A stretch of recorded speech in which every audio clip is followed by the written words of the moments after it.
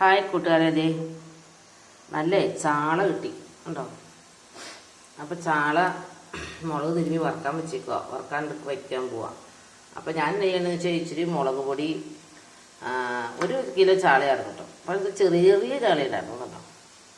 അതൊക്കെ പീര പറ്റിക്കാമെന്നും ഇത് വറുക്കാമെന്ന് ഓർത്തു. അപ്പോൾ മഞ്ഞൾപ്പൊടി, കുരുമുളക് പൊടി, മുളക് പൊടി, ഉപ്പ് ചേർത്ത് തിരുമ്മി അടിയിൽ കുറച്ച് കരിയാപ്പിലിട്ട് വറുക്കാനുണ്ട്. അതാണ് എൻ്റെ പരിപാടി. പിന്നെ ഞാൻ ഇന്ന് പറയാൻ പോണത് ചാളയും കൊണ്ട് നമുക്ക് പീര പറ്റിക്കാം. അപ്പോൾ മഞ്ഞൾപ്പൊടി, ഉപ്പ്, കറിവേപ്പില ഇട്ട് വെച്ചേക്കോട്ടോ. അപ്പോൾ ഇതിനകത്ത് ചേർക്കേണ്ട സാധനം എന്ന് പറഞ്ഞാൽ ഇഞ്ചി വേണം, കാന്താരിമുളക് വേണം, തേങ്ങ വേണം. ഇത് നന്നായിട്ട് ഒതുക്കി കൊണ്ടിട്ട് പിന്നെ കുറച്ച് പുളി കേട്ടോ, ഒതുക്കി കൊണ്ടുവരട്ടെ. അപ്പോൾ ഇത് അരച്ചുകൊണ്ട് വന്നു. അപ്പോൾ ശരിക്കും ഇഞ്ചിയും കാന്താരിമുളകും നന്നായിട്ട് അരഞ്ഞാൽ മതി. തേങ്ങ ഒന്ന് പയ്യൊന്ന് ഇറങ്ങി ഇട്ടാൽ ചതച്ചിടുക എന്ന് പറയും. അപ്പോൾ ഉപ്പും കാന്താരിമുളകും ഇഞ്ചിയും കറിവേപ്പില, മഞ്ഞപ്പൊടിയും ഒക്കെ ചേർത്ത് ഇനി ചേർക്കേണ്ടത് വെളിച്ചെണ്ണ. വാങ്ങാൻ നേരത്ത് ഇച്ചിരി വെളിച്ചെണ്ണ ഒഴിക്കണം.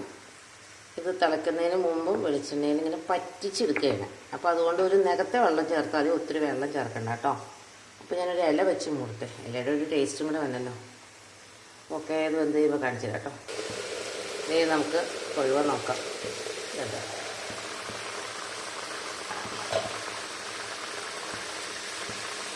അങ്ങനെ വെള്ളം പറ്റി വരണം. അപ്പോൾ നമുക്ക് വാങ്ങാറാകുമ്പോഴത്തേക്ക് ഒരു ഇച്ചിരി വെളിച്ചെണ്ണ കിട്ടും.